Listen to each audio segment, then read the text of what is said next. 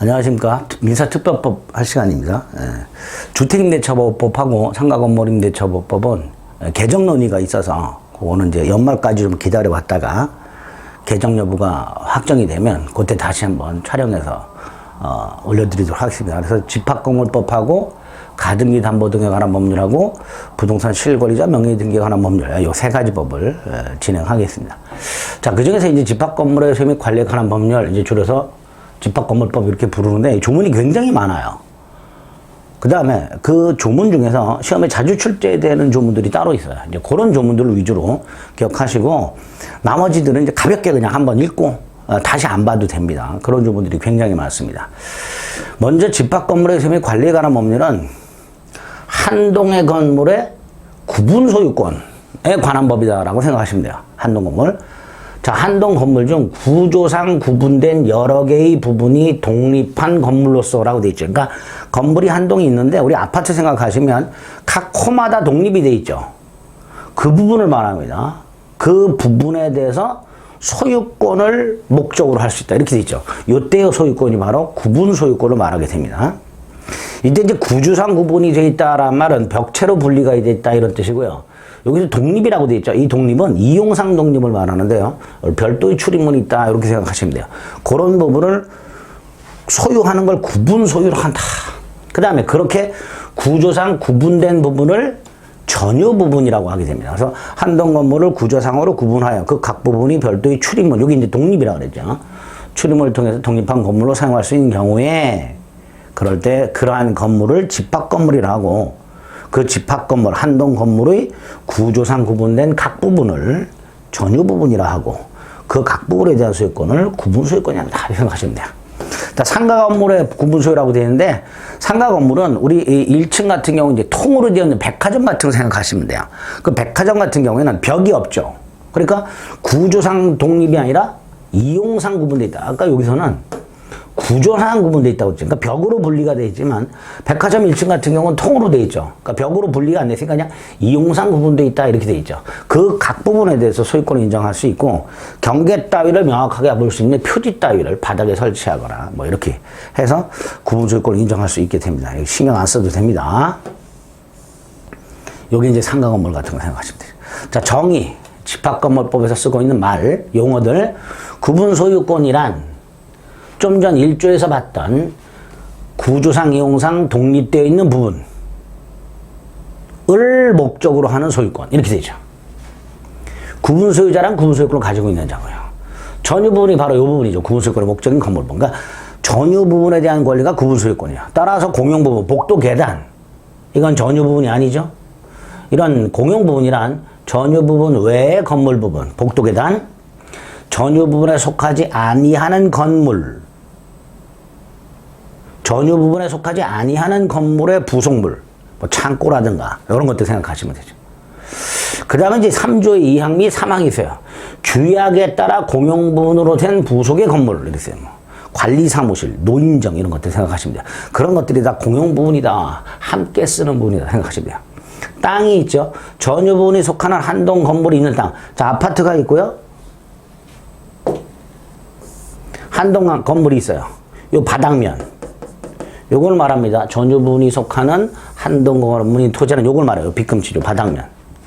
그 다음에 규약 등에 따라서 건물에 대지로 된 땅. 예를 들어서 이 옆에 있는 거 이런 거. 이런 것들을 규약상 대지 이렇게 부르게 됩니다. 이런 것들을 대지를 한다. 그 대지에 관한 권리를 뭐라 한다? 대지 사용권이라 한다. 뭐 이렇게 개념을 잡아주시면 되겠습니다. 그러니까 결국 집합건물법은 구성 부분이 한동 건물의 구성 부분이 세 개가 있는 거예요. 전유 부분이 있고 공용 부분이 있고 대지가 있고요. 그 다음에 그 권리가 각각 구분 소유권, 대지 사용권이 있습니다. 그럼 여기에 관한 권리는 뭐라고 부를까요? 공용 부분에 관한 권리.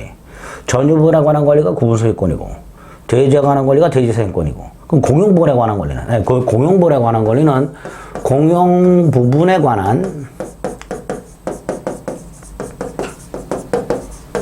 물권 이렇게 불러요. 그냥 요게 이제 이따 13조에서 보게 됩니다. 공용부분에 관한 물권. 자, 이 공용부분에 관한 물권은 주로 공유 지분권, 공유 지분권, 자, 이때 지분 비율은 전유 부분 있죠. 101호, 102호, 103호, 뭐 103호, 104호, 201호 전유 부분 전체 바닥면 분에 내가 전유하고 있는, 내가 구분 소유하고 있는 전유 부분의 바닥 면적에 전체 바닥 면적분에 내가 전유하는 바닥면, 공유 전유분의 바닥면, 여기에 지분 비율이 됩니다. 어쨌든 요 공유 지분권이 공용보에 관한 물권이다 이렇게 생각하시면 되겠습니다. 이게 이제 용어의 정의의 뜻이고요. 정의에 관한 내용이고요. 그런 것들을 이제 밑에 쭉 설명을 해놨습니다. 자, 대지가 있죠. 규약상 대지라고요. 아까 한 동의 건물이 있는 땅, 그건 이제 대지고요. 규약상 대지는 한 동 건물이 있는 땅은 아니지만 대지로 하기로 규약을 맺은 거, 규약의 대지로 정해져 있는 거, 이게 규약상 대지죠.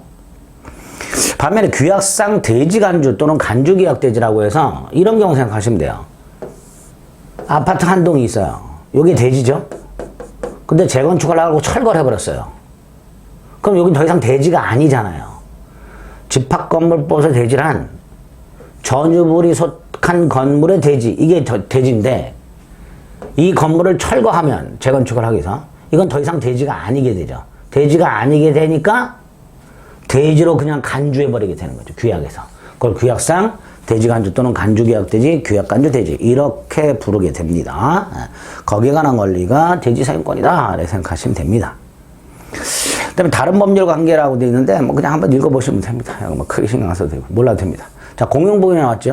여러 개의 전유 부분으로 통하는 복도, 계단, 그 밖에 구조상 구분소유자 전원 또는 일부의 공용에 제공되는 건물 부분은 구분소유권의 목적을 할 수 없고 공용 부분으로서 공용 부분에 관한 물권의 목적이 될 뿐입니다.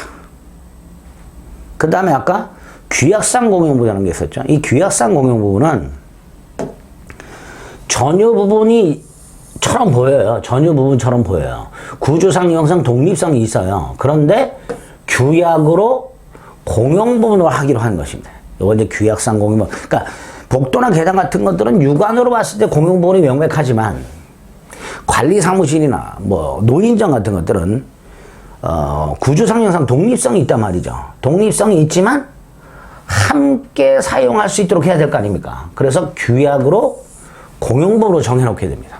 이런 건 이제 규약상 공용 부분 이렇게 되죠. 규약으로 정할 수도 있고요. 공증을 할 수도 있습니다. 공증증서로. 합쳐서 규약상 공용부분을 합니다. 자, 이때 이 2항하고 3항은요. 좀 전에 뭐라 했어요? 육안으로 봤을 때 전유 부분처럼 보인다고 그랬죠. 관리사무실, 노인정. 그러니까 당연히 이 관리사무실이나 노인정을 규약이나 공증을 통해서 공용부분으로 정해놨다면 여기는 공용부분이다 라는 걸 등기를 하도록 하고 있습니다. 육안으로 봤을 때는 전유 부분처럼 보이기 때문에 이렇게 3조 공용 부분 확인하시고요. 4조 대지 통로 주차장 정원 부속 건물의 대지 그 밖에 전유 부분이 속하는 일동 건물 및 그 건물이 있는 땅 대지죠. 그 땅과 규약상 대지 또는 그냥 대지와 하나로 관리 또는 사용되는 땅은 규약으로 대지로 할 수 있다 이렇게 되죠. 이게 이제 규약상 대지 이렇게 되겠죠. 그 다음에 건물이 있는 땅이니까 이거죠. 요거. 그 건물이 멸실됨에 따라서 건물이 있는 땅이 아닌 땅, 건물이 없는 땅이 되었을 때 규약으로 대지로 정한 것으로 본다. 이게 간주계약대지죠. 이게 간주계약대지가 될 겁니다. 대지는 세 종류. 대지, 규약상 대지, 간주계약대지. 이 세 가지가 있다. 이렇게 생각하시면 되겠죠. 구체적으로 어떤 건지 이렇게 읽어보시면 충분합니다. 자, 그 다음 이제 5조부터, 여기서부터 중요해요. 한동 건물의, 한동 아파트의 각 호를 소유하고 있는 자들, 그런 사람들을 구분 소유자라고 하겠죠. 그 사람들의 권리와 의무, 여기부터가 이제 중요하게 됩니다. 일단 구분 소유자는 의무가 있죠. 건물 보존에 해로운 행위, 예컨대 내력벽을 철거한다거나 이런 것들, 관리 및 사용에 관해서 구분 소유자 공동의 이익에 어긋나는 행위, 복도 같은 공용 부분에 물건을 적치해 놓거나 이런 것들, 이런 것을 해서는 안 되죠. 또 2항 주거용으로 분양이 됐다면 주거용으로만 사용되죠. 정당한 사유 없이 비주거용으로 사용해서는 안 되죠. 밑에 해놨죠. 내부벽 철거하면 안 되죠. 내력벽 같은 거 파손 안 되죠. 증축, 개축 안 되죠. 이게 구분소유자 의무 이렇게 될 겁니다. 3항 구분소유자는 그 전유 부분, 자기가 살고 있는 부분 또는 복도 계단을 보존, 필요비죠? 개량, 유익비죠? 보존은 수선 같은 걸 말하고 개량은 말 그대로 뭐 가액을 증가시키는 그런 걸 합니다. 그렇게 하기 위해서 다른 사람이 살고 있는 예컨대 101호 소유자가 101호나 복도 등을 수선 등을 하기 위해서 101호 또는 자기의 공유에 속하지 아니하는 공용부분, 예를 들어서 다른 동, 복도 계단 뭐 이런 거를 사용할 필요가 있을 때 그걸 청구할 수 있도록 하고 있죠. 뭐 손해는 당연히 보상해야 될 거고요. 우리 마치 민법에서 인지사용 청구 같은 그런 내용들이 있어요. 자, 여기에서는 일단 요 1항 정도, 2항 정도 꼭 기억하셔야 되고요. 그 다음에 전유 부분을 점유하는 자로서 구분소유자가 아닌 자라고 되어 있죠. 뭐 임차인 생각하시면 되죠. 임차인에게도 이런 의무를 부과합니다. 이 5조죠. 1항, 2항 기억하자. 6조. 아파트를 살고 있는데 예를 들어서 뭐 물이 줄줄 새거나 이런 걸로 아랫집에 손해를 입혔어. 근데 이 경우에는 건물을 뜯어보기 전에는 어디에 흠이 있는지 어디에 하자가 있는지 알 수가 없죠. 전유 부분에 하자가 있어서 물이 줄줄 새고 있는 건지 공용 부분에 하자가 있어서 물이 줄줄 새고 있는 건지를 알 수가 없단 말이죠. 그러니까 뜯어보기 전에, 그러니까 뜯어보기 전까지는 그 하자는 공용 부분의 존재, 공용 부분에 있는 걸로 추정합니다. 외워야 됩니다. 별표가 2개 있죠. 그 다음에 이제 7조는요. 대지 소유권을 가지지 아니한 구분 소유자라고 되어 있는데 우리 이제 예전에 주공 아파트 같은 거 분양하게 되면요. 땅만 분양하는 경우 있죠. 그럼 대지에 관한 권리만 있는 사람이 있어요. 뭐 유치원이나 이런 걸 위해서 유치원 용지 같은 걸로 아파트 단지 내 대지 일부를 분양하는, 그러면 그 유치원 용지를 분양받은 사람은 구분 소유권은 없이 대지 사용권만 갖고 있는 경우죠. 그런 사람이 있을 수 있고요. 반대로 대지 사용권은 없이 구분 소유권만 갖고 있는 사람들이 있을 수 있어요. 어떤 경우죠? 갑이 땅을 소유하고 있는데 건설회사가 토지 사용권만 받아가지고 아파트를 지어서 분양을 했는데 땅값 쌓쳐서 아직 대지 사용권은 못 넘겨주는 뭐 이런 경우도 있을 수 있단 말이에요. 그러니까 땅에 대한 아무런 권리 없이 구분 소유권만 갖고 있는 사람이 있을 때 당연히 땅에 대해서 권리를 갖고 있는 사람은 철거를 청구할 수 있겠죠. 그런데 만에 하나 뭐 6개가 있다 호가. 근데 다른 사람들은 다 대지 사용권을 갖고 있는데 요놈만 아직 대지 사용권이 없다. 요놈만 여기는 이제 갑이 구분 소유하고 있고 요 갑이 구분 소유하기 위한 대지 사용권을 을이 갖고 있다. 그럼 보통 을 소유 땅에 갑이 무단으로 갖고 있으면 이렇게 철거를 청구할 거 아니에요. 근데 요 경우에는 을이 갑에게 철거를 청구하면 여기만 철거가 된단 말이죠. 그러니까 이게 건물이 이렇게 뻥 뚫리는 이런 문제가 생긴단 말이죠. 그러니까 대지 사용권을 가지고 있는 사람이 따로 있고 구분 소유자가 따로 있을 때 이게 일반적으로 한 사람이 땅을 소유하고 있고 한 사람이 건물을 소유하고 있다면 이게 무단 건물로서 철거하면 되겠지만 아파트는 그 호만 철거할 수는 없으니까 대지 사용권을 가지고 있는 을이 갑에게 팔아라 구분 소유권을. 그래서 말했는 게 제 7조다. 뭐 이렇게 생각을 하시면 되겠습니다. 그래서 철거 청구가 아니라 철거를 청구할 권리를 가진 자가 철거를 못하니까 구분 소유권을 팔아라. 여기 이제 7조다. 이렇게 생각하시면 됩니다. 8조 대지 분할 금지. 공용 부분도 마찬가지고요. 대지도 마찬가지고요. 대부분 공유입니다. 공유예요. 근데 우리 민법상 공유는 분할의 자유가 있죠. 그런데 복도 계단이나 대지 분할하면 안 되죠. 그러니까 분할 청구하지 못한다. 분할 금지를 규정하게 됩니다. 자, 구조는 담보 책임이라고 해서 아파트를 지어서 분양을 했고 분양을 받았는데 건물에 하자가 있더라. 하자가 있으면 당연히 담보 책임을 져야 되죠. 하자 담보 책임이라고. 누가 져요? 시공자. 이렇게 되죠. 건물을 건축하여 분양한 자, 분양자라고 하죠. 분양자하고 우리가 보통 시행사 생각하시면 지주. 이거는 건설회사 생각하시면 되죠. 시행사와 건설회사가 따로 있을 때 시행사인 분양자와 건설회사 둘 다 뭐 해라? 하자에서 담보 책임을 져라. 이렇게 되겠죠. 강행 규정입니다. 그래서 민법에 규정되어 있는 것보다 매수인에게 불리하게 특약을 하면 무효다. 뭐 이렇게 해놨죠. 어쨌든 분양자와 시공자가 하자 담보 책임을 지도록 하는 규정을 두고 있더라. 이건 이제 민법의 수급인의 담보 책임입니다. 자, 담보 책임이 존속기한으로 되어 있죠. 언제까지 행사할 수 있는가? 두 가지가 있어요. 크게. 하나가 건물의 주요 구조부 및 집안공사의 하자가 있을 때는 담보 책임 행사 기간이 10년이에요. 자, 이때 언제부터 10년이냐? 기산일이죠. 그게 이거죠. 전유분의 경우에 전유분의 하자가 있어요. 그러면 그 전유분을 구분 소유자에게 인도한 날, 요때 구분 소유자는 최초 분양받은 사람을 말합니다. 최초 분양받은 사람에게 인도한 날부터 10년 내에 담보 책임을 추궁할 수 있습니다. 문제는 그 하자로 인해서 건물이 멸실이 되어버리거나 훼손이 되어버리면 더 이상 그 건물은 사용을 못하죠. 고쳐달라고, 이건 이제 고쳐달라요, 이거는. 10년 내에 고쳐달라야. 이걸 이제 하자 보수 청구 이렇게 부르죠. 고쳐달라. 그런데 하자는 건물이 멸실돼 버리면 이 고쳐봐야 의미가 없죠. 그럼 이제 손해배상을 청구하겠죠. 손해배상. 그 손해배상은 1년 행사하는 겁니다.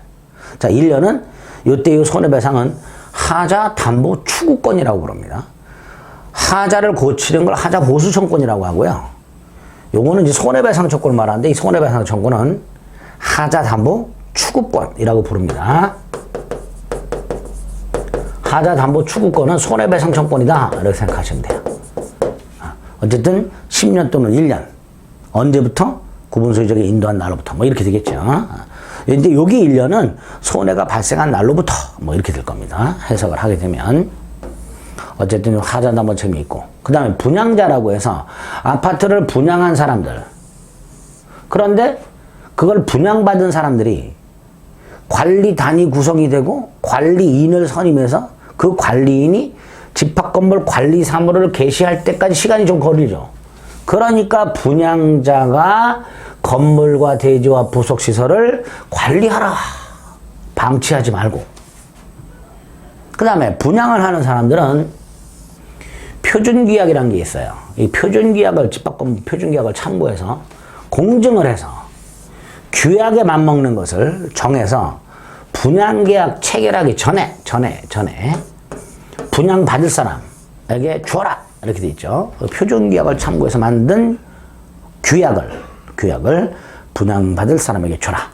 그 다음에 분양자는 예정된 매수인이라고 되죠. 이제 분양받은 사람들이죠. 분양받은 사람들. 분양 신청해서 분양받은 사람들. 그 2분의 1 이상이 구분소유권 이전 등을 했을 때 관리단 집회. 왜 모아야 돼요? 규약 설정해야죠. 관리인 선임해야죠. 그 관리단 집회를 소집할 것을 구분소유자에게 통지하라. 분양자들의 2분의 1 이상이 구분소유권 이전 등기를 했다면 그때부터 규약의 설정 및 관리인 선임이 필요하니까 관리자 집회를 소집하세요 라고 구분소유자들에게 통지하란 말이죠. 그리고 통지받은 날부터 3개월 내 관리자 집회를 소집할 것을 명시하라. 그 통지에는 명시해야 돼. 이 통지받은 날부터 3개월 내에 소집하세요. 이런 식으로.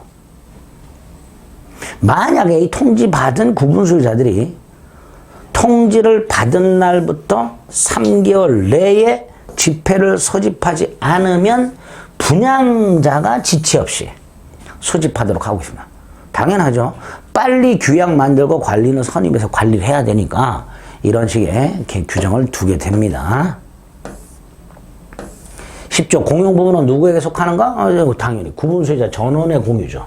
다만 우리 최근에는요, 뭐 여러 동이 있을 때 각 출입문마다 번호키를 달아가지고 외부인의 출입을 막는 경우가 있죠. 이런 경우에는 그 동, 일부, 구분 소유자만이 공용하죠. 그럴 때는 그 일부 공용 부분이라고 해서 그 사람들의 공유가 되면 전부 공유가 아니 전원 공유가 아니라 어쨌든 공용 부분은 원칙이 구분 소유자 전원 공유다 이렇게 생각하시면 됩니다. 자, 이제 공유자의 권리가 나와요. 각 공유자는 복도 계단을 용도에 따라 아주 중요합니다. 지분 비율이 아닙니다. 용도에 따라 사용수익 이렇게 되죠. 그럼 그 지분권은 어떻게 정하는가? 아까 말씀드렸죠? 전유 부분 면적 비율이라고. 전체 전유 부분 바닥 면적 분의 나의 전유 부분의 면적. 이게 지분권이 됩니다. 물론 일부 공용 부분으로서 면적이 있다. 그러면 그거를 면적 비율에 따라서 소유자의 그 각 소유자들이 갖고 있는 전유 부분 면적 비율에 따라서 나눠 가지고 그 비율을 다시 계산하게 됩니다. 근데 2항은 몰라도 됩니다. 1항은 꼭 기억하셔야 됩니다. 1항은 13조. 당연한 거죠. 101호 소유권과 즉 구분 소유권과 복도 계단에 관한 권리. 복도 계단에 관한 권리가 뭐예요? 요거죠. 요거. 공용부분에 관한 물권이죠. 밑에 써있네요. 공용부분에 관한 물권. 이게 뭐예요? 요거죠. 공용부분에 관한 지분권. 101호에 대한 소유권인 구분 소유권하고 복도 계단에 관한 권리는 당연히 반드시 함께 움직여야 되죠. 그러니까 공용부분에 관한 물권은 전유부분의 처분에 따를 수밖에 없고 따라서 공유자는 전유 부분은 그대로 둔 채 복도 계단에 관한 권리를 절대로 팔아먹을 수 없으며 그래서 공용부분에 관한 물권의 득실 변경은 따로 등기 안 해도 된단 말이지. 전유 부분과 일체로 움직이기 때문에 따로 등기가 필요하지 아니하다. 이 13조 아주 중요한 조문입니다. 집합공부에서 중요한 조문이다라고 생각하시면 돼요. 14조 일부 공용부분의 관리. 일부 공용부분의 관리를 하는 중 구분소유자 전원에게 이해감 있는 사항과 어쩌고 저쩌고 전원의 집회 몰라도 됩니다. 이런 거 안 봐도 돼요. 안 봐도 됩니다. 자만할 때 한번 읽으세요. 자, 공용부 변경 이건 기억해야 돼요. 복도 계단을 바꿀 때는요. 관리단 집회를 소집해서 구분 소유자의 3분의 2 구분 소유자는 각 코마다 1이 있다. 각 코. 그러니까 아파트가 100세 되면 구분 소유자는 100이야. 100. 어쨌든 구분 소유자의 3분의 2 이상과 요 의결권이라고 돼요. 요 의결권이 지분 비율이에요. 아까 말씀드렸던 전체 바닥 면적분에 내가 소유하는 전유분 바닥 면적 그 3분의 2 구분 소유자 머릿수의 3분의 2 이상 및 공유 지분권의 3분의 2 이상 결의로서 변경을 결정하도록 하고 있습니다. 꼭 기억하셔야 됩니다. 이것도. 나머지는 안 봐도 됩니다. 1항 꼭 기억하자. 15조의 2 권리 변동이 있는 공용부분 변경 몰라도 됩니다. 요거는 좀 전에 공용부분의 변경은 3분의 2라 그랬죠. 근데 요거는 5분의 4짜리야. 어느 정도 어떤 게 5분의 4냐? 건물이 너무 낡았어. 그래서 안 되겠어. 억제해야 돼. 또는 건물의 기능을 향상시켜야 돼. 그러기 위해서 구분 소유권 및 그 내용 변동을 일으키는 공용부분의 변경. 이 정도. 그럴 때는 5분의 4 찬성. 구분 소유자의 5분의 4 이상 및 의결권의 5분의 4. 어떤 경우가 있을까요? 여기 나오는 복도식 아파트를 계단식 아파트로 리모델링. 이 정도가 공용부분의 변경이 돼. 이거는요, 복도식 아파트를 이런 식으로 바꾸게 되면 복도 부분이 전유 부분으로 바뀐단 말이죠. 그러니까 구분 소유권 및 대지 사용권의 범위나 내용에 변동을 초래한단 말이죠. 공용 부분이 전유 부분에 포함돼 버리니까. 그런 정도의 공용 부분의 변경은 5분의 4. 일반적인 변경은 3분의 2. 비교해서 기억을 해주시면 되겠습니다. 공용부분 관리 뭐 복도 계단 난간 떨어지는 거 수리하는 거 그런 생각하시면 돼요. 이 정도는 변경이 아니잖아요. 계단에 난간이 떨어져 나갔다. 그때는 통상 집회결이 돼요. 통상 집회결의는 구분 소유자의 과반수 및 의결권의 과반수. 이게 통상 집회결의예요. 다만 보존행위, 좀 전에 말씀드린 그 수선행위는 각 공유자가 공용부분 관리에는 보존이 들어있고 이용이 들어있고 계량이 들어있는데 이 이용 계량이 뭔지가 애매해요. 그러니까 그냥 아예 공용부분 관리는 통상 집회결인데 그 관리 중에서 수선만은 각자 할 수 있구나 이렇게 생각하십니다. 그리고 임차인도 의결권 행사의 수를 하고 있죠. 임차인도 의결권을 구분 소유자가 가지고 있는 의결권을 행사할 수 있도록 하고 있는데 1항 기억해야 돼요. 1항. 이란 기억하자. 다른 건 안 되는데 이 공용보험 관리에 관한 사항에 대해서 보존행위 각자 해야 되는데 그거 말고 보존행위 이외의 관리는 통상집행결의잖아요.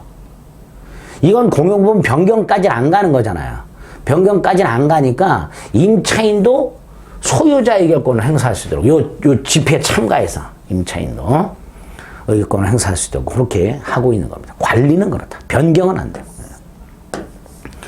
공용보험에 관한 뭐 각종 부담들, 수리비용 이런 것들은 지분 비율로 부담하라. 이렇게 돼 있죠. 지분 비율.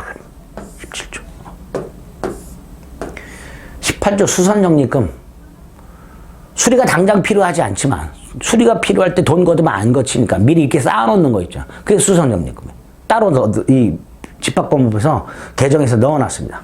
관리단 집행 결의에 따라 수선 계획을 수립하고 언제쯤 수리하겠다. 1년 내 엘리베이터를 한번 수선해야 돼. 이런 식으로. 그 다음에 관리단은 미리 그 적립금을 징수 적립할 수 있다. 이렇게 되죠.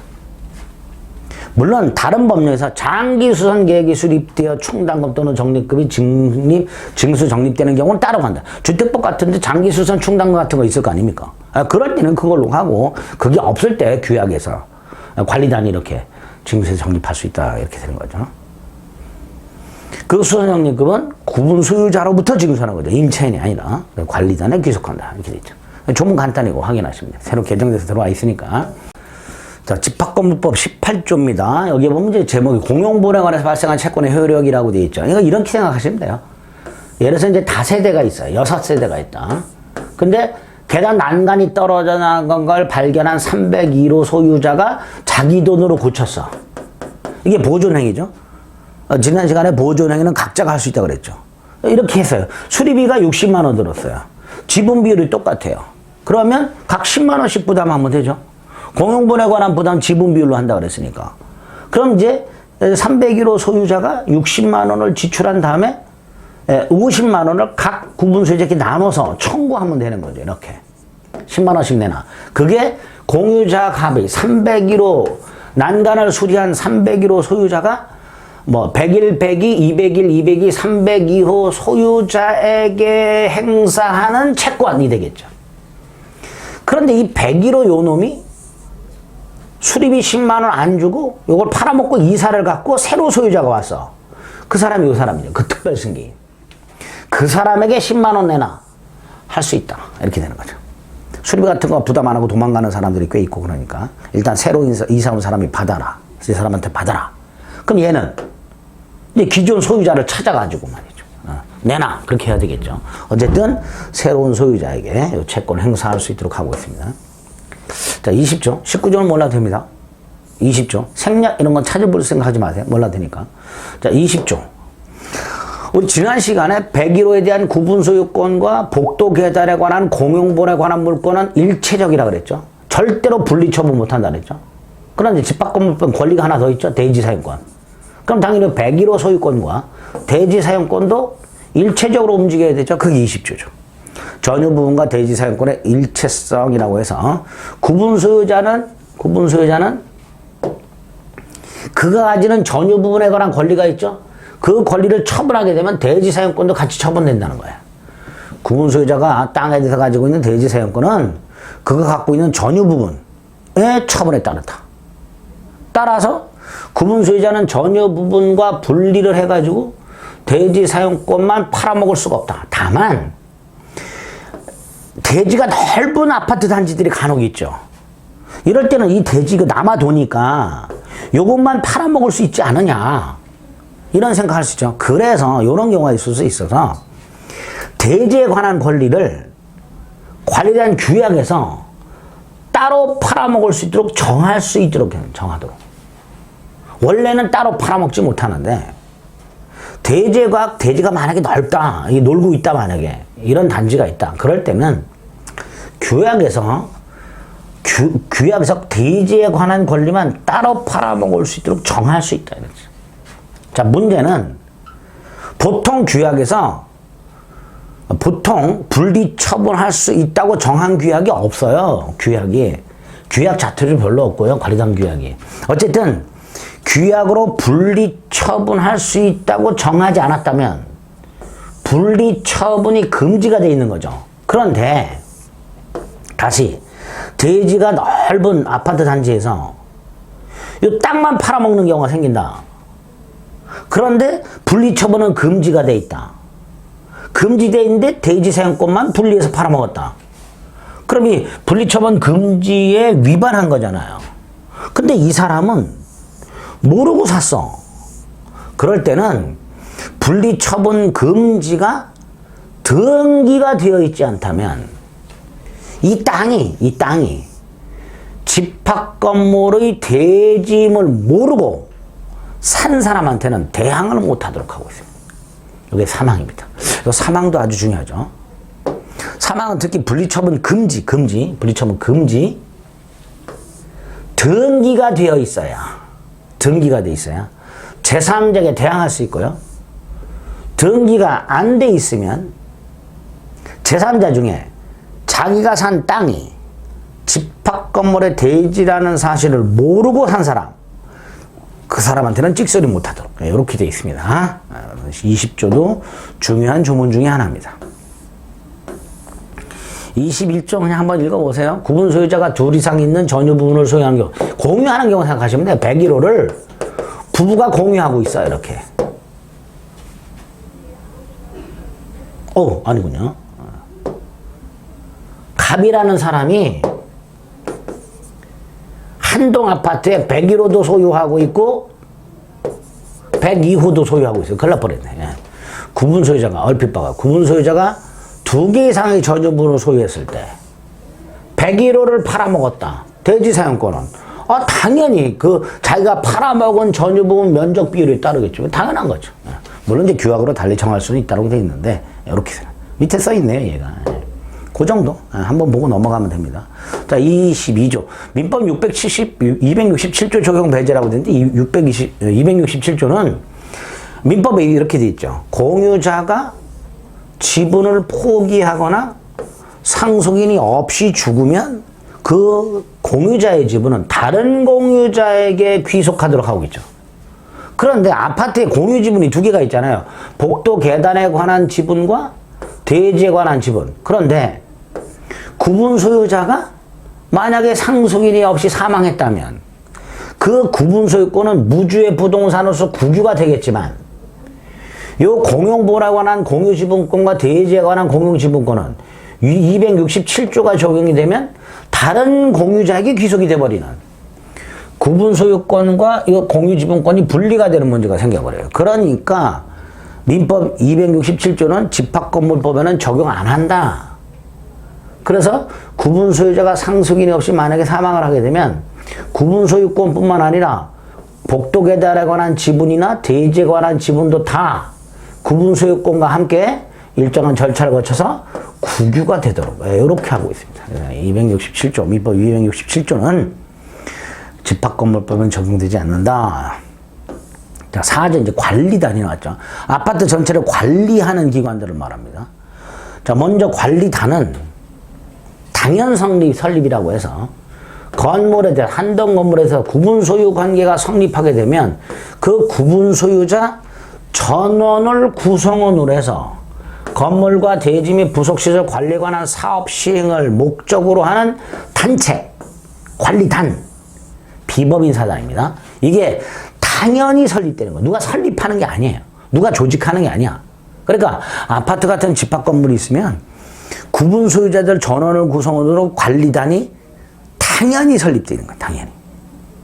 그러니까 각 아파트 단지마다 관리단이라는 게 이미 존재하고 있는 거예요. 당연히 설립됩니다. 당연히 설립입니다. 누가 따로 조직하는 게 아닙니다. 물론 이 관리단을 우리가 본 적은 거의 없죠. 아파트 같은 거 관리는 대부분 입주자 대표회의가 구성이 되고 입주자 대표회의에서 관리회사를 선임해갖고 그 관리회사를 통해서 관리하지 집합건물의 관리단이라는 건 그렇게 흔하진 않아요. 구분 소유자가 일일이 다 모일 수가 없으니까. 우리나라 같은 경우에는 임차인들이 비율이 굉장히 많기 때문에 이 관리단에 의해서 관리하는 경우가 굉장히 힘들단 말이죠. 그래서 관리단은 주로 이제 오피스텔 건물 건데 이런 경우에 이제 활성화가 보면 많이 돼 있고 관리단 집회 같은 게 보통 아파트는 입주자 대표 회의가 관리단의 기능을 대신하고 있습니다. 근데 어쨌든 집합건물법에는 관리단이 관리를 하도록 돼 있죠. 예, 법조문이 당연히 성립한다는 거. 구분수혜자 전원을 구성으로 한다는 거 생각하시면 되고요. 이때 관리단은 어떤 의무가 있어요? 건물의 관리, 사용 관한, 공동이익을 위하여 구분소유자의 권리와 의무를 이행하라. 이렇게 되어 있죠. 이게 관리단의 의무가 되겠죠. 자, 이 관리단 대표기관이 있습니다. 관리인이라고요. 자, 관리인은 요거 이랑 기억해야 돼요. 구분소유자가 10인 이상일 때 선임해야 됩니다. 우리 다세대 같은 경우 8세대가 있어. 구분소유자가 8명 있어. 그럼 관리인 선임 안 해도 돼요. 그러니까 관리인은 구분소유자가 10인 이상일 때만 선임하도록 하고 있다는 거. 10인 미만이라면 선임 안 해도 된다는 거. 이때 관리인은 관리단 대표기관인데 꼭 구분소유자가 아니어도 돼. 법인도 되죠. 임기는 2년 범위에서 뭐 1년일 수도 있고 1년 6개월일 수도 있고 규약으로 정하도록 하고 있습니다. 그리고 이 관리단은 관리단 집회 결의로 선임 또는 해임하죠. 이때 의결적 접수는 통상입니다. 통상. 그러니까 구분소유자의 과반수 및 의결권의 과반수 이렇게 돼요. 그리고 이 관리인 선임 해임에 관한 관리단 집회 결의, 통상결의라 하죠. 통상결의 같은 것들은 보통 임차인도 구분소유자 의결권을 행사할 수 있도록 하고 있습니다. 통상결의는. 과반수 찬성. 아까 공용 부분의 일반적인 관리, 뭐 이런 것들이 있었죠. 그럴 때도 임차인이 대신 행사할 수 있었죠. 요렇게.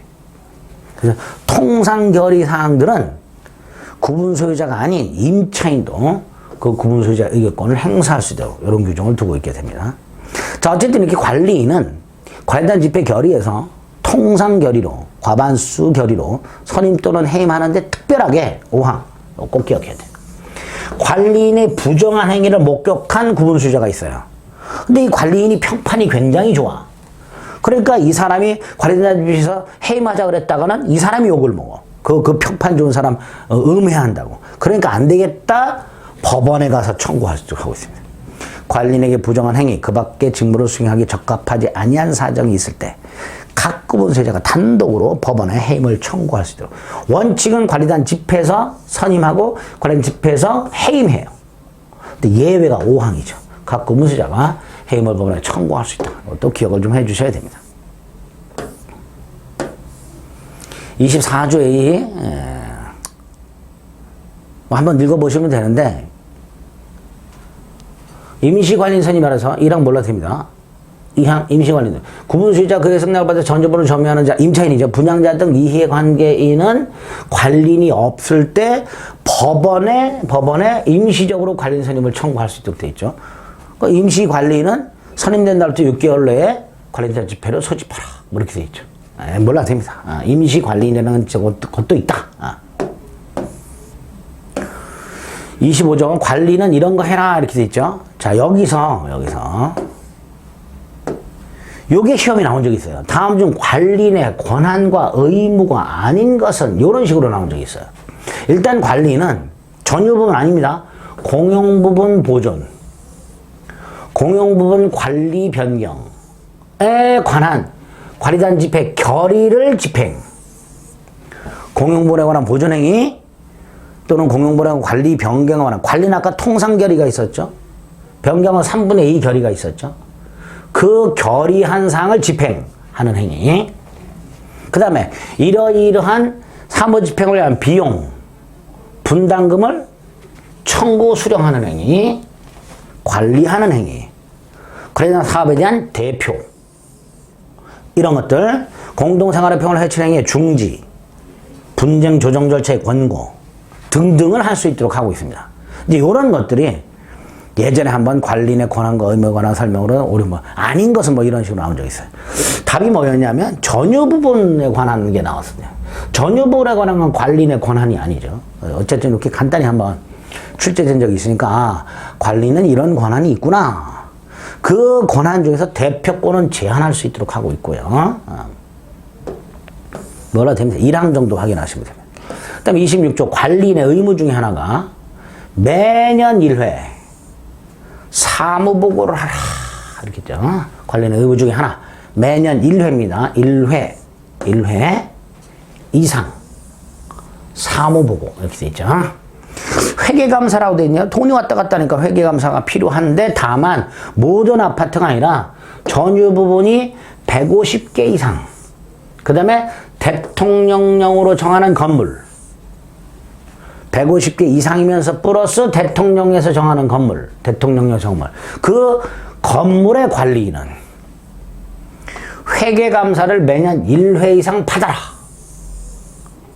다만 관리단 집에서 3분의 2 이상의 결의가 있으면 회계감사 받지 않아도 돼 라고 결의한 연도는 회계감사 안 받아도 된다 이렇게 돼 있죠. 그래서 1항 최근에 새로 들어간 거니까 150개 이상 플러스 대통령령으로 정하는 건물, 그 다음에 관리인이 회계감사를 매년 이상 받아라. 이게 원칙. 단 3분의 2 이상 찬성이 있으면 그 연도에는 안 받아도 된다. 이렇게 회계감사에 관한 내용 확인하시면 됩니다. 하도 이제 관리비를 삥땅 치는 경우가 많으니까 그렇게 되죠. 자, 근데 관리위원회가 있죠. 관리인이 있죠. 관리인의 업무를 감독하는 기관입니다. 그게 관리위원회죠.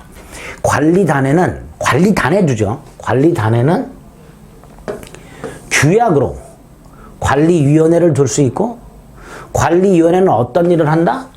관리인의 사무집행을 감독한다. 그죠? 그래서 1항, 2항 관리단에는 관리 규약으로 관리위원회를 둘 수 있고, 관리위원회는 사무집행을 감독한다. 이렇게 되죠. 만약에 관리위원회를 두었다면 관리는 아까 관리인이 해야 되는 행위가 있죠. 그 행위를 할 때는 관리위원회 결의를 거쳐라. 이렇게 되어 있죠. 1항하고 2항 정도 확인하시면 됩니다. 관리위원회는 아까 관리단에 둔다 그랬고, 관리단은 구분소유자 전원으로 구성이 되니까 구분소유자 중에서 선임하죠. 구분소유자 중에서 선출하도록 하고 있고요. 그 다음에 임기는 관리인과 마찬가지죠. 2년 범위에서 규약으로 정하도록 되어 있습니다. 관리위원회라는 게 있다. 자, 관리단이 아파트 관리 사업을 하다 보면 채무 부담하는 경우가 있죠. 예컨대 수리를 했다. 엘리베이터를 교체했다.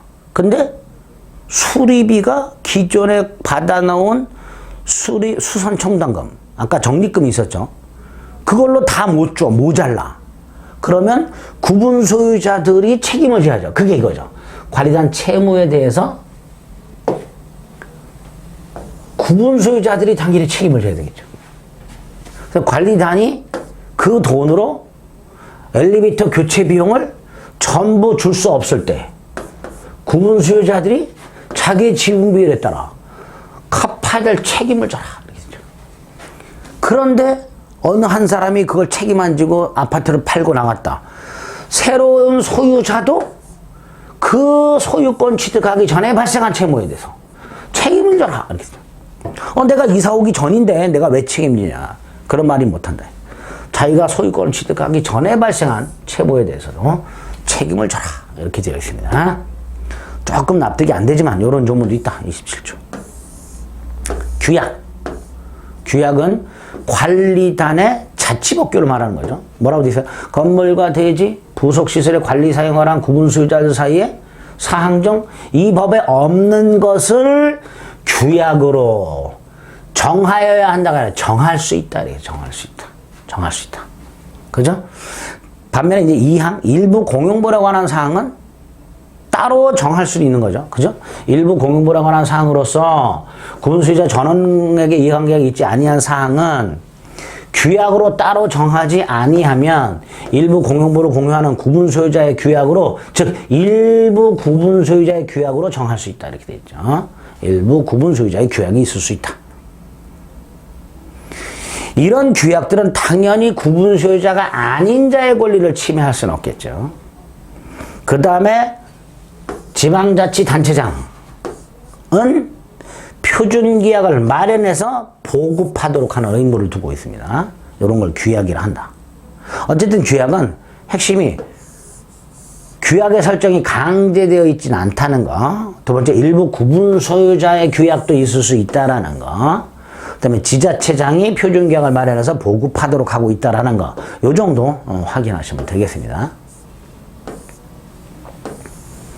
자, 규약을 만약에 설정하거나 설정된 규약을 변경하거나 폐지할 때는 몇 분의 몇? 4분의 3 찬성. 4분의 3 찬성.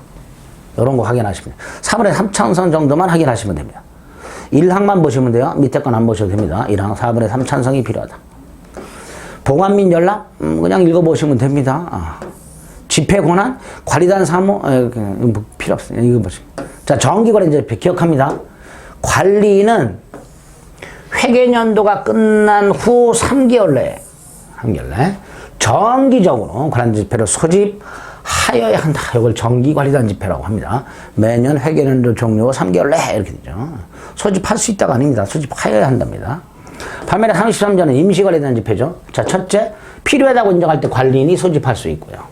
두 번째, 구분소유자 5분의 1 이상이 목적사항을 구체적으로 밝히고 소집을 청구할 수 있어요. 관리인에게. 그럼 관리인은 소집해야 돼요. 두 번째, 이렇게 청구가 있는데 일주일 내에 관리인이 청구일로부터 2주 내의 날, 청구가 10일, 일주일 내 17일 내, 청구일부터 2주, 24일, 이내의 날, 예컨대 뭐 23일, 20일, 관리자 집회 일로 정하고 소집 청지 절차를 밟아야 되는데 그걸 밟지 않으면 청구한 자가 소집할 수 있도록 하고 있죠. 관리인이 없을 때는 5분의 1 이상이 소집할 수 있도록 되어 있고요. 이런 것들을 임시관리단 집회라고 부르게 됩니다. 이것도 중요하죠. 그 다음에 관리단 집회를 소집할 때는 집회일 일주일 전에 회의 목적사항을 구체적으로 밝혔고 각 구분 소유자에게 그 사실을 통지. 이게 소집 절차예요. 이게 소집 절차. 전유 부분 101호를 갑과 을이 공유한다면 공유하고 있는 경우에 그 통지는 한 사람한테만 돼요. 누구한테? 집회 소집 관리단 집회 참가해서 의결권을 행사할 사람이 있을 거예요. 그 사람에게 통지하는 거죠. 한 사람한테만 통지하면 되겠습니다. 어쨌든 관리단 집회를 소집하려면 일주일 전에 통지하라. 그런데 그걸 생략하고 소집할 수 있는 경우가 있어요. 통지 안 하고. 어떤 경우? 전원동의가 있을 때. 전원동의가 있을 때는 각 구분 소유자에 대한 집회 소집 통지 없이도 소집할 수 있도록 하고 있습니다. 자, 소집했어요. 뭘 결의할 수 있는가? 36조. 일단 소집 통지에서 아까 회의의 목적사항을 구체적으로 밝혀서 통지하라고 했죠. 그것만 결의할 수 있어요. 그것만. 요 경우. 소집 절차, 즉 소집 통지 없이 소집한 경우에는 소집 통지가 없으니까 회의의 목적사항을 구체적으로 밝히질 않았죠. 그러니까 당연히 통지사항만 결의할 수 있다는 게 적용될 수가 없지요. 그게 사망이죠. 35조에 따른 집회라는 건 소집 절차를 거치지 않은 집회를 말하는 거죠. 이럴 때는 뭐든지 결의할 수 있다 이런 뜻이죠. 소집 통지한 경우에는 그 통지한 사항만 결의하는 거고요. 소집 통지 없이 소집했을 때는 다 결의할 수 있다. 이렇게 되겠죠. 이것도 출제가 된 바가 있습니다. 37조 결의서 의결권 있죠. 의결권은 뭐라 그랬어요? 아까 지분 비율. 그 다음에 101호를 두 사람이 공유해 다 와서 의결권 행사 못합니다. 의결권 행사자 1인을 반드시 정해야 됩니다. 강행 규정입니다. 중요합니다. 1인을 반드시 정하라. 이렇게 되어 있습니다. 1항, 2항 기억해야 됩니다. 반드시 정하도록 하고 있습니다. 대법원에 의하면. 정하지 않으면 의결권 행사자를 정하지 않으면요. 아예 의결권을 행사 못한다라는 게 판례입니다. 의결권 행사자를 101호를 여러 사람이 공유하고 있을 때 관리단 집회에서 의결권 행사자를 반드시 1인을 정해야 되고 그 사람을 정하지 않으면 아예 의결권 행사 못한다가 판례입니다. 자, 의결은 어떻게 하는가? 통상 결의가 있죠. 특별한 규정이 없으면 뭐 3분의 2, 4분의 3 이렇게 5분의 4 이런 특별한 규정이 없으면 과반수, 구분 소유자의 과반수 및 의결권의 과반수 이렇게 되죠. 이걸 통상 결의 정족수 이렇게 불러요. 의결권은 참석해서 직접 할 수도 있고 직접 할 때 서면 또는 메일링 이런 것들로 할 수도 있죠. 또 대리인을 통해서도 할 수 있죠. 서면으로 할 수도 있고 의결권 행사는 전자적 방법으로 할 수도 있고 대리인을 통해서 할 수도 있더라. 이렇게 되겠죠. 의결권 행사 방법이 나옵니다.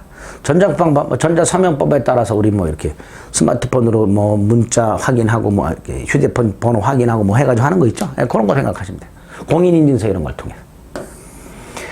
집회의장과 의사록이라고 되어 있는데요. 뭐 몰라도 됩니다. 한번 심심할 때 읽어보시고요. 점의자 의견지성권도 뭐 그냥 한번 읽어보시면 됩니다.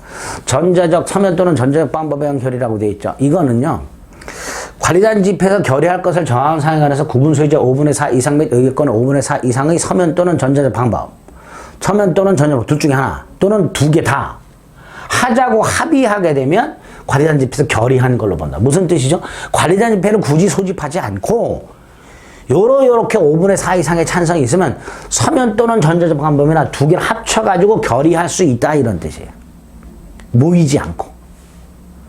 원래는 관리단 집회를 소집해가지고 결의해야 되는데 구분 소유자가 너무 많다면 소집 못하는 경우가 있을 수 있으니 굳이 소집하지 않았다 하더라도 요렇게 결의하면 관리단 집회에서 모여서 결의한 걸로 봐주겠다. 그게 1항의 취지입니다. 1항 확인합니다. 41조. 이렇게 규약이랑 관리단 집회에서 결의한 것은 구분 소유자에게 당연히 효력이 있으면서 새로 이사온 규약을 만든 후 집회 결의 후 새로 소유권을 취득한 자에게도 그대로 효력이 있게 됩니다. 42조. 결의 취소에서는요. 관리단 집회 결의가 마음에 안 들어. 그럴 때는 집회 결의가 있었다는 걸 안 날로부터 6개월, 결의가 있은 날로부터 1년. 집회 결의가 있었구나. 1월 10일 날 결의가 있었는데 20일 날 알게 돼서 그때부터 6개월. 그게 아니라면 1월 10일 결의한 날부터 1년 내에 법원에다가 결의 취소의 소송을 제기할 수 있는데 두 가지입니다. 집회 소집 절차나 결의 방법이 법령 또는 규약이 위반된 경우 또는 현저하게 불공정한 경우가 있고 요거는 결의 내용이죠. 이건 형식적인 거고 이건 실질적인 내용이 법령 또는 규약이 위반된 경우예요. 현저하게 불공정한 경우는 없어요. 당연하죠. 내용이 현저하게 불공정한 경우라는 건 개인이 판단할 수 있는 영역이 아니잖아요. 그죠? 누구든지 다 나한테 불공정하다고 생각할 수도 있으니까. 그래서 소집 절차 결의 방법 법령 또는 규약에 위반되는 경우하고 현저하게 불공정 둘 중에 하나. 그 다음에 내용은 법령 또는 규약에 위반되는 경우에 결의 취소를 제기할 수 있도록 돼 있다는 거. 그 정도. 43조 아까 구분 소유자는 공동의 이익에 반한 행위를 못하도록 돼 있었잖아요. 그거. 그 행위를 했다. 또는 할 우려가 있다. 그럴 때 관리인이나 관련 집회에서 결의로 지정이 된 구분 소유자. 그때 집회에서 뭐 101호, 201호 이렇게 지정돼서 그 사람이 모든 사람이 아닙니다. 관리인하거나 지정된 구분 소유자가 정지, 결과 제거, 예방 조치 청구할 수 있도록 하고 있습니다. 다이렉트로 청구하거나 또는 소송을 제기할 수도 있죠. 정지 청구 소송, 제거 청구 소송, 예방 소송, 예방 조치를 하라는 소송. 그 소송 제기는 결의가 있어야 되죠. 결의가 관련된 배결의. 5전 아까 이거죠. 건물의 보존에 해로운 행위 하지 말아라 이렇게 되어 있습니다. 44조는 그럼에도 불구하고 계속해서 해로운 행위를 하는 거예요. 아까 예를 들어서 내력벽을 철거하고 있는 사람 생각하시면 내력벽을 철거하고 있는 사람한테 철거하지 말아라 청구하는 거야. 그런데 그럼에도 불구하고 철거하고 있다면 다시 가가지고 너 101호 사용하지 말아라 할 수 있어요. 그런데 요거는 101호를 사용하지 말라는 건 개인의 소유권을 제한하는 거잖아요. 그러니까 반드시 소송으로 해야 돼요. 법원에다가 저 101호 소유자 저놈요 내력벽 철거하고 있는데요. 철거하지 말라 그랬는데도 말 안 듣고 계속 철거합니다. 아예 101호를 사용하지 못하도록 해주세요라고 소송으로 청구할 수 있어요. 근데 요 소송을 제기하려면 4분의 3 찬성이 필요합니다. 4분의 3. 조문만 확인하시면 돼요. 이것도요. 그래서 하여튼 법원으로부터 사용 금지 청구까지 해서 받아냈어요. 사용 금지를 시켰어. 그런데도 불구하고 몰래 와가지고 기어코 내력벽을 뜯어내고 있더란 말이죠. 심각한 사람이죠. 그럴 때는 아예 법원으로 달려가서 101호하고 그 사람의 대지 사용권을 경매할 수 있게 해주세요라고 청구를 해요. 법원이 이걸 받아들이면 경매하라고 명할 겁니다. 판결해 줄 거예요. 경매하라. 그럼 그 판결문을 가지고 가서 경매를 넣으면 됩니다. 그래서 요거는 집행 권한을 받는 거예요. 법원이 내력벽을 끝끝내 철거하고 있는 갑의 구분 소유권 101호 하고 그 대지 사용권을 경매하라 고 판결해 줍니다. 그럼 그 판결문을 가지고 경매를 신청하면 됩니다. 이런 것까지 있더라. 물론 이것도 반드시 소송으로 청구해야 되고요. 4분의 3 찬성이 필요하게 됩니다.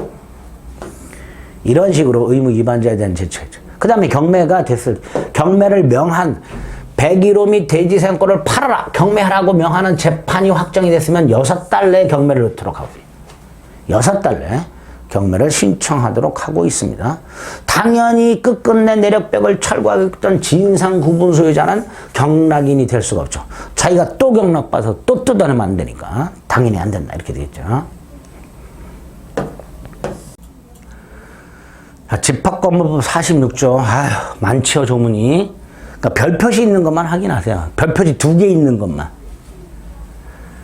자, 46조는 지난 시간에 봤던 구분 소유자가 내력벽을 철거하는 게 아니라 임차인이 그러고 있는 경우. 임차인이 그러고 있을 때는 그 임대차 계약을 해지하고 그 101호를 주인에게 인도하라 이렇게 청구할 수 있도록 하고 있습니다. 인도하라.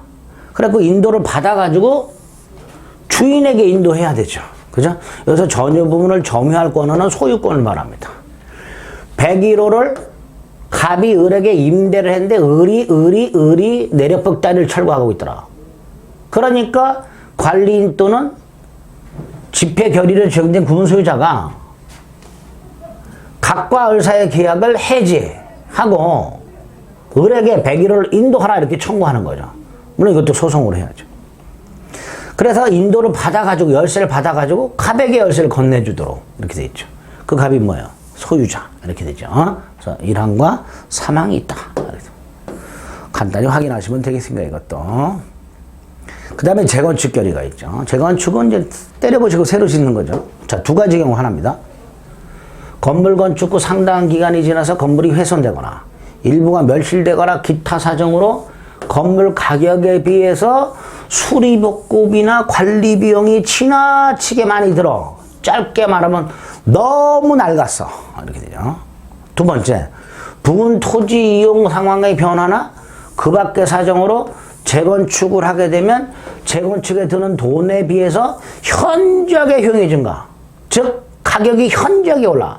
쉽게 말하면 2번째 거는 이웃 땅도 막 짓고 개발되고 그래서 지금 멀쩡한 아파트긴 하지만 새로 지으면 집값이 겁나게 뛰어. 이런 경우 이렇게 되죠. 말은 아주 아름답게 되어 있지만 첫 번째 건 괜찮아요. 너무 낡았으니까. 근데 2번째 거는 재건축하면 떼돈을 버는 경우 이렇게 되는 거죠. 2번째 건 왜 들어갔는지 저도 잘 이해가 안 됩니다. 어쨌든 멀쩡한 건물이지만 재건축하면 떼돈을 버는 경우 둘 중에 하나에 해당될 때 철거하고 새로 지을 수 있는데 다만 그러려면 5분의 4 찬성이 필요하며 그 다음에 그 결의할 때 이거를 정해라. 이거 시험에 나온 적 있죠. 또 나오기는 어렵지만 어쨌든 시험에 나온 적 있죠. 새 건물의 설계 개요. 재건축 비용 대충 산정. 대충. 구체적이 아닙니다. 대충. 어떻게 분담할까? 새로 지은 소유권을 누구한테 어떻게 귀속시킬까? 이런 것들을 결의해야 되고요. 특히 비용 분담에 관한 사항은 꼭 결의해야 돼요. 이 정도 재건축 5분의 4하고 결의사항 확인하시고요. 특히 결의사항에 대해서 재건축 비용에 관한 사항을 결의하지 않으면 그 재건축 결의는 무효다. 뭐 이런 판례도 있습니다. 자, 재건축 결의했어요. 그런데 5분의 4 찬성인데 반대하는 사람이 있을 수 있죠. 그러니까 반대하는 사람에게 한 번의 기회를 더 주자. 5분의 4 찬성이한 재건축 결의가 있어. 근데 그 재건축 집회를 소집한 자가 있어. 근데 결의에 반대한 놈들이 있어. 이놈들에게 야, 재건축 결의 됐다. 한 번 더 기회를 줄게. 참가할래? 이거를 대답해라. 반드시 서면으로 촉구하도록 되어 있습니다. 그러니까 반대했던 자에게 한 번의 기회를 더 달라, 더 기회를 더 주자 이런 뜻이죠. 그 1항이죠. 촉구받은 구분 소유자는 2달러에 회답을 해야 되죠. 2달러에. 그런데 회답을 안 했어. 중요합니다. 재건축에 참가하지 않겠다. 참가하겠다가 아닙니다. 참가하지 않겠다는 것을 회답한 걸로 보게 됩니다. 이게 재건축이고요. 반면에 이제 건물이 일부가 멸실됐어요. 자, 건물이 일부가 멸실됐으면 복구를 해야 되는데요. 두 가지로 나눠졌습니다. 건물 가격의 2분의 1 이하가 멸실됐어. 반대로 건물 가격의 2분의 1 초과 멸실이 있어요. 두 개가 있습니다. 사항에 보면 건물이 일부가 멸실됐는데 1항 본문의 경우를 제외한다고 되어 있으니까 결과적으로 건물 가격 2분의 1 초과 멸실이 되는 거죠. 근데 2분의 1 이하 멸실은 각 구분 소유자가 멸실된 공용부분 등을 복구한 다음에 비용을 청구하면 돼요. 각 구분 소유자가. 반면에 2분의 1 초과 멸실은요. 이거는 이제 구분 소유자들이 고민하는 거예요. 복구할까, 재건축할까, 아예. 이렇게 고민. 2분의 1을 초과해서 멸실됐으니까 많이 멸실됐잖아요. 그러니까 이거는 복구보다는 재건축이 나을 수도 있죠. 그러니까 이 경우에는 재건축과 마찬가지로 5분의 4 이렇게 되냐. 2분의 1 이하 멸실이냐, 2분의 1 초과 멸실에 따라서 복구 방법이 다르다. 생각하시면 됩니다. 50조. 51조 단지관리단 몰라도 됩니다. 자, 집합건물 분쟁조정위원회가 있죠. 집합건물법에 적용받는 건물과 관련된 분쟁을 심의하고 조정하기 위해서 지방자치단체에 집합건물 분쟁조정위원회를 두도록 하고 있죠. 이게 집합건물 분쟁조정위원회라고 부르는 위원회입니다. 자, 이 집합건물 분쟁조정위원회에서는 뭘 심의조정하는가? 자, 요 심의조정사항. 요게 이제 나올 가능성이 약간 있지요. 건물 하재에 관한 문제가 있고요. 관리인, 관리위원, 선임해임 또는 관리단, 관리위원회의 구성 운영에 관한 문제. 자, 요거 조심하세요. 공용부분 보존관리 변경입니다. 전유 부분이 아니고요. 공용부분 보존관리 변경에 관한 사항. 관리비 징수 관리 및 사용. 규약의 재개정. 그럼 요것도 재건축 관련 철거 비용 분담 및 구분 소유권 귀속에 관한 문제가 있습니다. 원래 권리에 관한 분쟁은요, 법원의 전속적 권한이에요, 법원에. 그런데 집합건물 분쟁조정위원회라는 행정청에서 할 수 있도록 해놨습니다. 그래서 3호하고요, 3호하고 6호 정도, 6호 정도 기억하셔야 돼요. 그 다음에 최근에 문제가 되는 게 뭐예요? 층간소음 같은 거, 이런 분쟁. 이런 문제에 대해서 집합건물 분쟁조정에서 심의 조정하도록 하고 있다라는 거, 뭐 시행령 한번 읽어보시면 되고요. 조정위원회 구성 몰라도 되고요. 자, 조정통지 봅니다. 조정위원회는 당사자 일방으로부터 분쟁조정 신청을 받았다. 그 다음 지체 없이 분쟁 상대방에게 통지하라. 통지받은 상대방은 7일 내에 조정에 응할 것인가를 조정위원회에 통지하라. 7일 내에. 지체 없이 통지하라. 받은 다음부터 7일 내에 다시 통지하라. 이렇게. 날짜만 조심하시면 되고요. 불개시 몰라도 되고. 조정 절차. 조정 신청을 받으면 조정 불응 또는 조정 불개시 결정이 있는 경우를 제외하고는 조정을 해야 되죠. 통지받은 사람은 나 불응할래. 뭐 이런 경우를 제외하고는 해야 되죠. 지체 없이 개시하고요. 60일 내 절차를 마쳐야 되지만 2항. 그 기간을 30일 범위 내에서 한 차례만 연장할 수 있도록 하고 있습니다. 한 차례만. 그리고 연장한 사유가 있겠죠. 언제까지 연장한다고 정하겠지. 그거를 분명하게 서면 통지하도록 하고. 서면 또는 구두가 아니라 서면 통지하라 이렇게 돼 있죠. 그 다음에 조정 절차를 개시하기 전에 뭐 이렇게 의견 들을 수 있고요. 사항 절차를 마쳤어요. 그럼 조정안을 작성하겠죠. 지체 없이 각 당사자에게 조정안을 보여주겠지요. 그 조정안을 본 당사자는 본 날부터 14일 내에 이 조정안을 수락하겠다 여부를 조정위원회에 통보하도록 하고 있습니다. 자, 그 다음이 중요합니다. 만약에 14일 내에 수락 여부를 통보하지 아니하면 보통은 부정적인 결론이 나와요. 거부한 걸로 본다 이렇게 나와요. 근데 여기는 수락한 것으로 본다 이렇게. 조정안을 거절한 것으로 본다가 아니라 조정안을 수락한 걸로 본다. 이렇게 몇 가지 요런 것들이 이제 절차적인 것들이 조문이 출제될 여지가 좀 있으니까 요 조정의 절차는 체크해 드린 걸 꼭 좀 확인해 주셔야 됩니다. 조정의 중지 몰라도 되고요. 나머지 벌칙 같은 거 다 몰라도 됩니다. 여기까지가 집합건물법 내용이에요. 이거 조문 많죠? 이런 것들이 있다라고 생각하시면 되겠습니다. 자, 가등기 담보 등에 관한 법률은 간단히 봅니다. 가등기 담보 등에 관한 법률은 돈을 빌려주고요. 담보를 제공받아요. 101호 아파트를. 그 다음에 돈을 못 갚으면 101호 소유권을 넘겨주기로 해요. 그리고 채권자 입장에서는 채무자가 돈을 못 갚으면 101호 소유권을 안전하게 가져와야 되니까 뭔 장치가 필요하죠. 그래서 담보물에다가 채권자 이름으로 가등기를 해놓거나 미리 소유권 등기를 해놓거나 그렇게 해놓은 게 가등기 담보 등에 관한 문제들이 적용 대상이 되는 거예요. 그런 경우에. 그래서 이 법은 빌린 돈이라고 생각하세요. 채용물, 빌린 돈을 반환하는 것에 한해서 돈 빌린 사람이 차주입니다. 빌린 돈을 대신해서 101호 소유권을 이전할 것을 약속했을 때 그 약속 당시 가액이 5억, 빌린 돈 1억, 플러스 이자 1,000만 원, 합 1억 1,000을 초과해. 그럼 어떤 일이 벌어나요?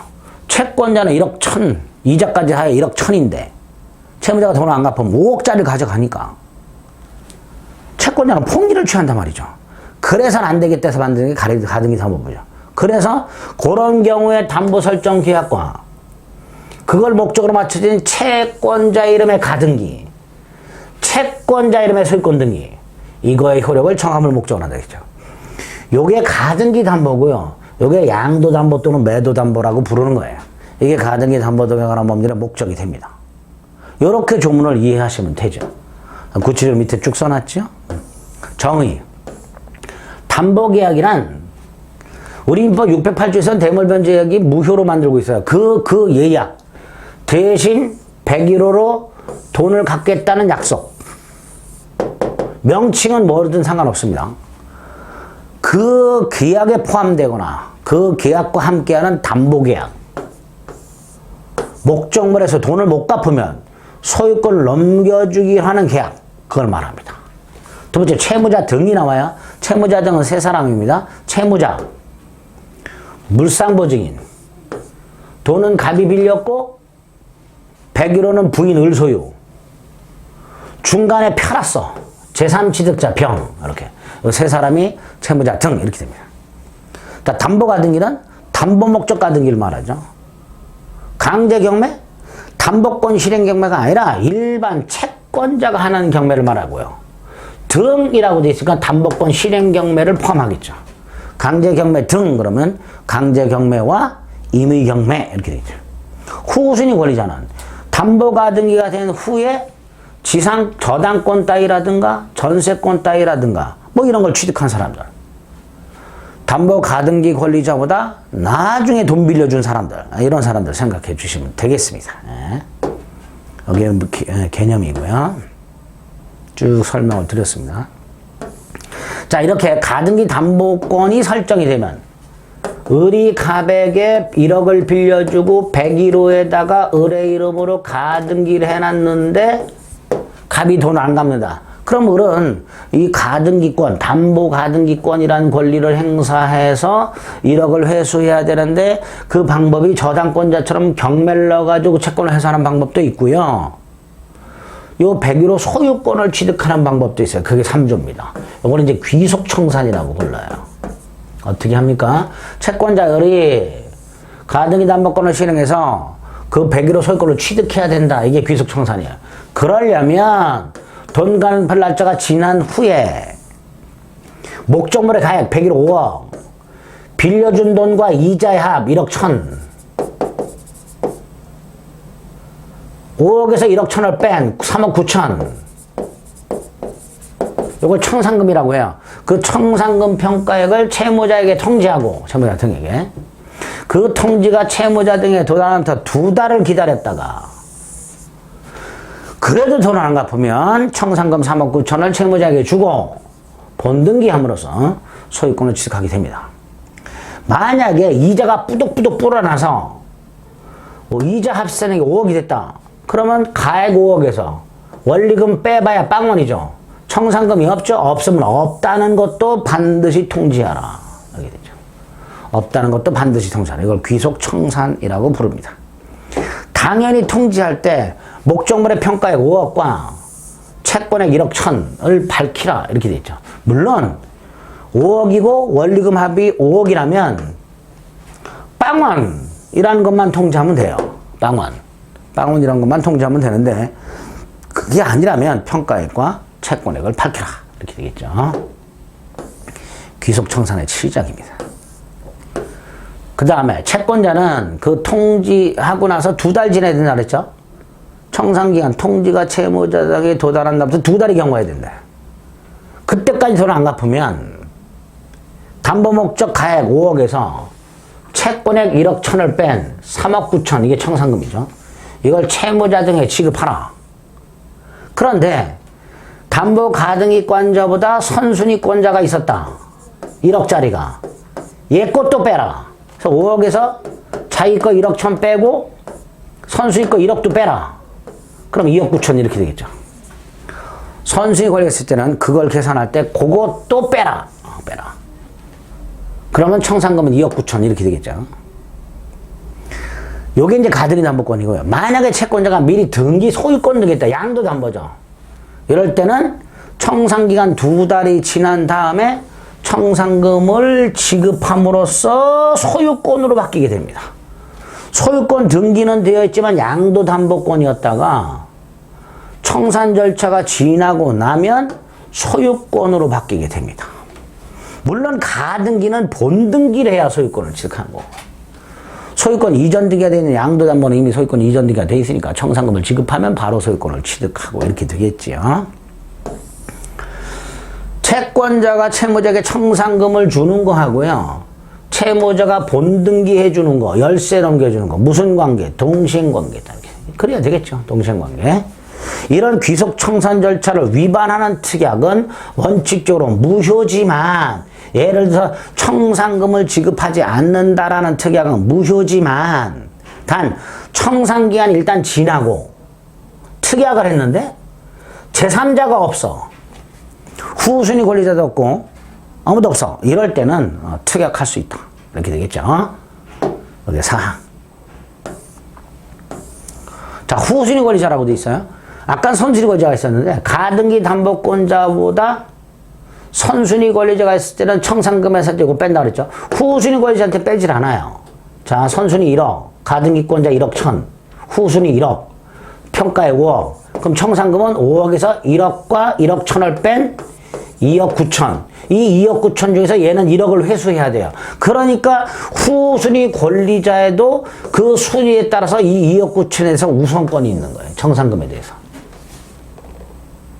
그래서 후순위 권리자가 채권자 을에게 야, 나도 1억 달라. 청산금 2억 9천 중에서 나로도 2억 달라. 1억 달라. 그럼 이 2억 9천 중에 채무자에게 주는 게 아니라 후순위 권리자에게 주고 나머지를 채무자에게 주게 되는 거죠.